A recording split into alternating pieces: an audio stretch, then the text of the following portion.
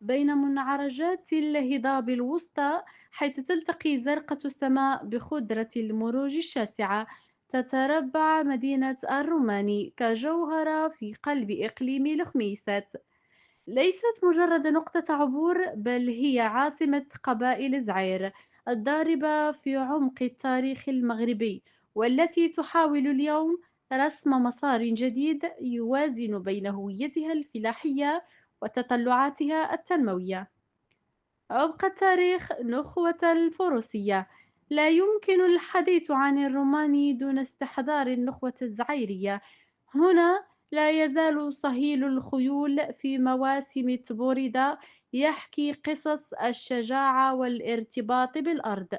فالروماني ليست مجرد جغرافيا، بل هي ثقافة حية تتجسد في كرم أهلها واعتزازهم بإنتاجهم المحلي، من الحبوب الممتازة إلى القطن التي داعسيتها في كل أسواق المملكة، خاصة عدس الرماني الذي يعتبر علامة مسجلة بجودته العالية. مؤهلات طبيعية وجذب سياحي.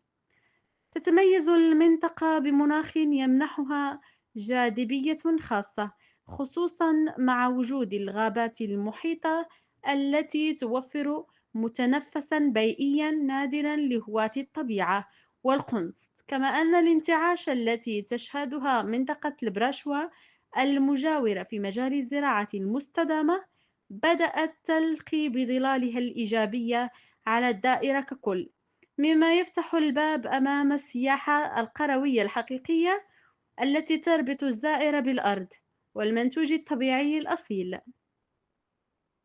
الواقع السوسيو-اقتصادي. تحديات وآفاق، لكن وبعيدًا عن الصورة الشاعرية، تواجه الرومان تحديات حقيقية تضعها الجريدة تحت المجهر. فرغم المؤهلات الكبيرة، يطالب الساكن والفاعلون المحليون بضرورة الالتفات لنقاط مفصلية ترهن مستقبل المنطقة. تثمين المنتوج المحلي عبر خلق وحدات لتلفيف وتحويل المنتجات الفلاحية محليًا لضمان قيمة مضافة.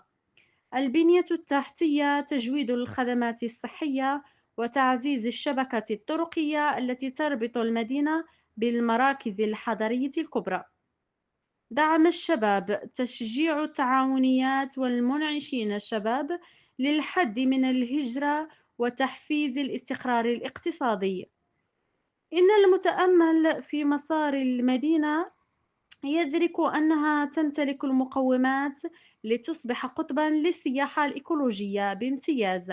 فبين مرشوش بمركز أبحاثها العريق وعين سبيت بأراضيها المعطاءة، يوجد إرث طبيعي وبشري ينتظر لاستثمارات ذكية لفك العزلة وتحقيق الإقلاع المنشود.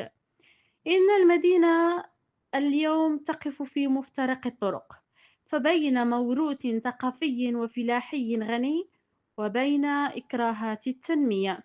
تظل الحاجة ماسة إلى رؤية استراتيجية تجعل من البلاد زعير قطبًا اقتصاديًا متكاملًا، لا يكتفي بتصوير الفوتوغرافي لجمال طبيعته، بل يترجم هذا الجمال إلى فرص شغل ورفاه اجتماعي لساكنته.